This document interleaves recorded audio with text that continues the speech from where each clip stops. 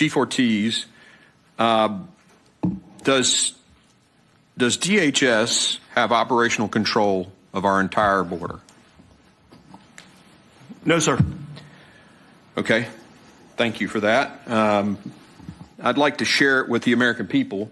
This is the actual definition of operational control that is in the code, written into the code well before I came to Congress, the definition, and I appreciate the honesty of Chief Ortiz. Do you think that, let's play a video clip here. I just want to share this question.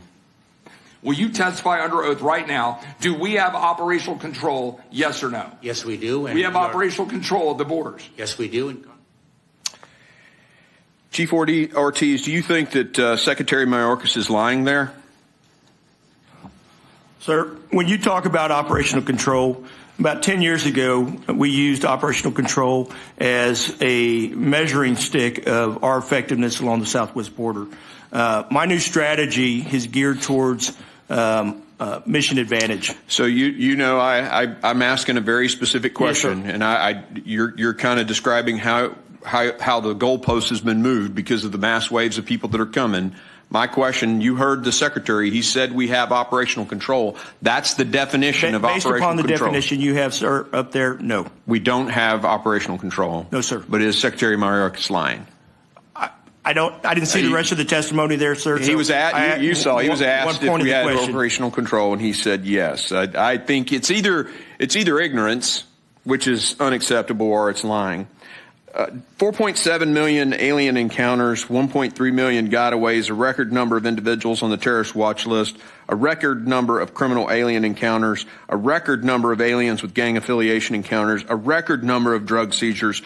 Do these numbers project confidence to the American people that DHS has operational control? I will tell you I have confidence in the men and women that are executing the mission out there to the best of their ability. We've seen across the southwest border 9 sectors, and out of those 9 sectors, 4 of them have significant resources. When you think about the double layer fencing, some of the surveillance technology, and then the amount of agents we deployed. But in 5 of those 9 southwest border sectors, we have seen an increase in flow, and that has caused a considerable strain on our resources and really has forced the Border Patrol to move agents and even migrants to some of the other areas. Yeah, I pointed that out in my statement, too, that the cartels have figured out if they flood certain areas, you got to shift resources, and that's allowing them to have free reign. That, to me, is the cartels controlling the southern border. Does that? I mean, think about it. Think about it for a second, like you're a military guy, and that's the perimeter, right? Do the drug cartels have control of sections of the perimeter of the United States? I will tell you that in certain areas, the cartels control an awful lot on the southern border, south of the United States. Our men and women are out there. I just spent the last 3 days here in South Texas patrolling with some of our agents, and they're doing a phenomenal job of responding to traffic that's coming across that border. And that plays out across the entire southwest border. You and I both deeply respect the men who work for you. And I think they're doing yeoman's work. I've talked to sectors where they're pulling 90 hours a week. These guys are killing themselves. Literally 17 of them have committed suicide because they've been overwhelmed. Why is this huge surge here? What's the cause? What's the difference? You were here under the last administration during COVID, all the excuses that have been given. So what changed? Several things have changed, I think, across the world, if you think about it this way. We've seen individuals from 159 countries already this fiscal year. So why do they feel suddenly, after January of 2021, that they can come here?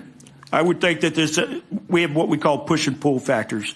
Some of those push factors are certainly going to be economic conditions in their host countries. Those were there before, yes, Chief. Sir. I mean, they were there before. Hurricanes happened in Central America before. What changed? I think as you look at the U.S. and what we're experiencing now with the economic conditions that we have here, when you think about the health conditions that we have here, we're in much better position than most of the countries that we're dealing with just to ourselves. I would assert to you that all that was there before January 21.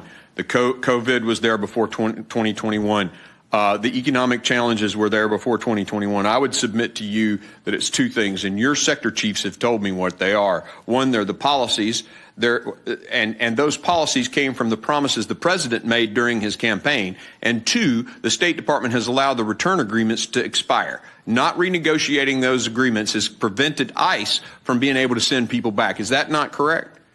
I will tell you, our inability to repatriate individuals to certain countries is a tremendous challenge for us, and I would agree with that. On the administration. Thank you.